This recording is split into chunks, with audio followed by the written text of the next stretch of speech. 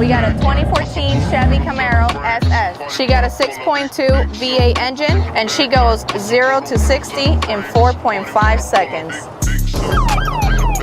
Standard front grille with our Federal Signal emergency package. We can't forget the halo lights and our fog lights. And moving on to the side, we got another emergency light up front, and we got our 20-inch Goodyear Eagle Sport tire, our State Trooper emblem, and we got the traditional black and tan with our Florida Highway Patrol sticker. And then we have our Star FHP, also known as Star 347. If you need us, give us a call. Our dispatch center is open 24/7. In the back, we have our standard reflective tape that all of our vehicles have on the bumper for visibility.